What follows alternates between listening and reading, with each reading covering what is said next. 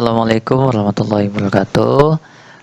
Perkenalkan, nama saya Muhammad Sinudin dari Pendidikan Geografi.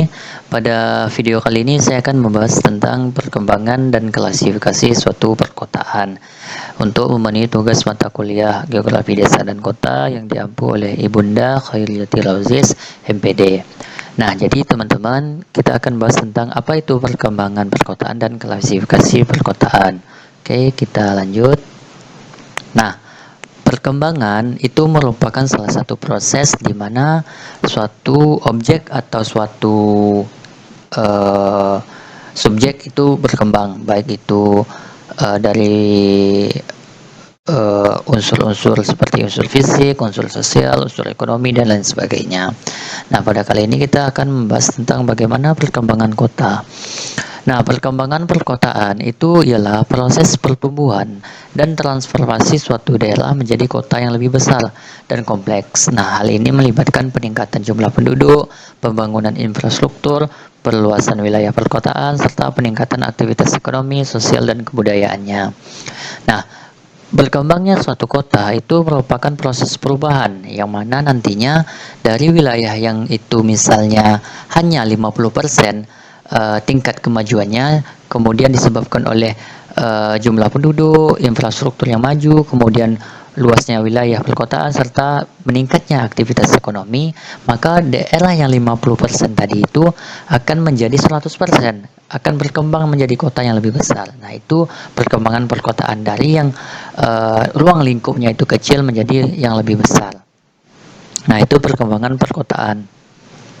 Nah, perkembangan perkotaan itu ada 4 macam. Yang pertama yaitu perkembangan kota dari pusat perdagangan. Nah, dahulu itu kan sebelum didirikannya atau kota yang kita kenal sekarang yaitu sama industri, kota-kota terlebih dulu itu terletak di pinggir sungai ataupun di pinggir pantai ataupun di pelabuhan-pelabuhan.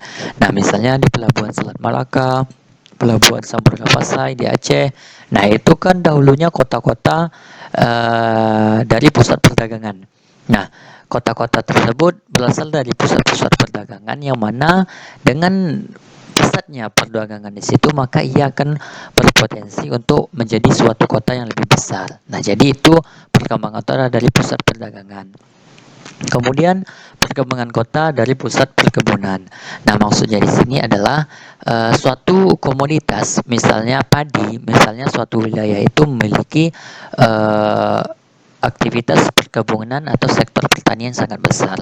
Oleh karena itu, bisa saja nanti wilayah itu menjadi kota karena apa? Karena dia pusat perkebunan atau sektor pertanian itu sangat besar sehingga nantinya pemerintah akan melirik di sana dan menjadikan kota untuk daerah yang memiliki pusat perkebunan yang sangat besar tersebut.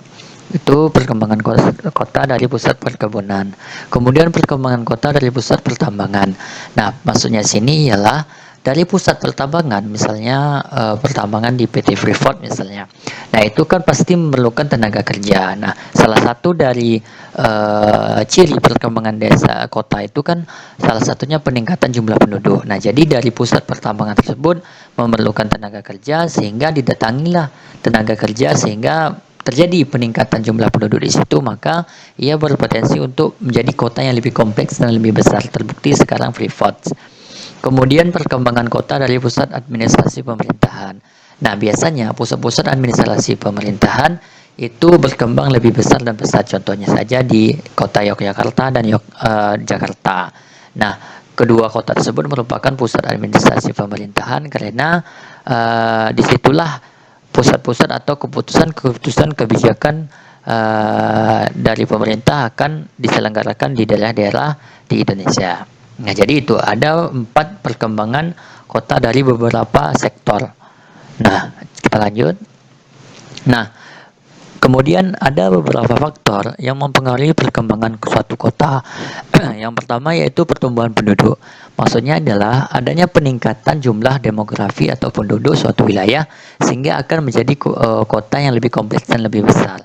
Seperti di Pekanbaru, dahulunya Pekanbaru itu merupakan salah satu hutan gitu kan, karena dulunya tidak ada, kemudian masuk perantau dari Minang, dari wilayah-wilayah lain, sehingga penduduknya makin banyak dan menjadi kota sampai sekarang ini. Kemudian pembangunan infrastruktur. Nah, pembangunan infrastruktur di sini ialah adanya peningkatan fasilitas umum yang mana nantinya akan menjadi suatu kota yang lebih kompleks atau kota yang lebih besar. Contohnya aja di Pekanbaru ini banyak fasilitas-fasilitas umum atau pembangunan yang telah dikebut untuk menjadi kota yang lebih besar. Kemudian peningkatan aktivitas ekonomi. Nah, adanya kemajuan di bidang ekonomi, misalnya saja pertumbuhan atau pendapatan suatu wilayahnya itu sangat besar, maka ia akan berpotensi untuk berkembang menjadi kota yang lebih besar. Contohnya ada Singapura dengan indeks pendapatan ekonomi yang sangat maju gitu. Kemudian peningkatan fasilitas sosial. Nah, berkembangnya suatu kota itu tidak terlepas dari fasilitas yang disediakan oleh pemerintahnya. Nah, jika suatu wilayah itu memiliki fasilitas sosial yang meningkat, maka ia otomatis akan berpotensi untuk berkembang menjadi kota yang lebih luas lagi atau besar lagi. Kemudian perubahan tata ruang atau tata guna lahan di suatu wilayah itu bagaimana? Misalnya saja ada perubahan peningkatan lebih banyak bangunan yang didirikan untuk fasilitas umum daripada lahan yang tersedia, itu juga termasuk dalam faktor yang mempengaruhi perkembangan suatu kota. Nah, kita lanjut. Nah, selain perkembangan kota, kita akan membahas tentang klasifikasi perkotaan.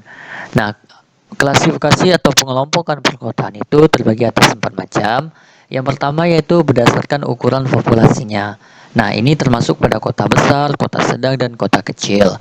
Untuk kota besar, itu contohnya saja di India ya, New Delhi misalnya. Kota besar itu ukuran populasi. Populasi ini adalah penduduk. New Delhi atau India itu menjadi urutan pertama dengan jumlah penduduk yang sangat besar. Kemudian kota sedang ini bisa kita contohkan seperti Indonesia yang berada pada urutan keempat dengan jumlah topografi yang sedang. Kemudian kota kecil ini lebih kepada kota-kota di negara Singapura yang mana umumnya ukuran populasi di Singapura itu sangat kecil. Itu berdasarkan ukuran populasi atau penduduk. Kemudian berdasarkan fungsi. Ini adalah bagaimana suatu kota itu dari sektor mana dia. Nah, misalnya kota industri. Kota industri ini adalah kota yang bergerak pada usaha-usaha industri atau PT-PT. Nah, kemudian kota perdagangan atau di Singapura itu dikenal dengan perdagangannya. Kemudian kota pariwisata, contohnya di Bukit Tinggi, Padang. Kemudian kota pendidikan, contohnya di Yogyakarta dengan istilah atau julukannya kota pendidikan. Kemudian berdasarkan status politik. Nah, ada ibu kota, kota provinsi, dan kota kabupaten. Ibu kota ini lebih kepada merujuk kepada negara. Negara misalnya di Indonesia misalnya ibu kotanya itu DKI Jakarta. Kemudian kota provinsi misalnya di Riau. Ibu kota provinsinya adalah Pekanbaru. Kemudian kota kabupaten misalnya kota di Rokan Hilir yaitu kota Bagansi Api-Api. Kemudian berdasarkan tingkat perkembangan ekonominya. Nah, ini lebih kepada bagaimana pendapatan suatu wilayah itu didasarkan pada perkembangan ekonominya. Misalnya kota maju ini termasuklah kota-kota yang berada di Singapura, Jepang, Amerika Serikat, Cina, dan lain sebagainya. Kemudian kota-kota berkembang seperti di Indonesia, gitu kan. Indonesia merupakan negara-negara yang berkembang. Kemudian kota terbelakang, contohnya saja di negara-negara Timor Leste, kemudian Sri Lanka, dan termasuk negara-negara yang pendapatan atau perkembangan ekonomi itu sangat rendah. Nah, jadi perkembangan dan klasifikasi perkotaan itu ada beberapa yang harus kita ketahui. Nah, mungkin itu yang dapat saya sampaikan. Jika ada yang tidak paham, mungkin bisa dikirim ke kolom chat untuk bertanya. Nah, saya akhiri dengan wabillahi taufiq wal hidayah. Assalamualaikum warahmatullahi wabarakatuh.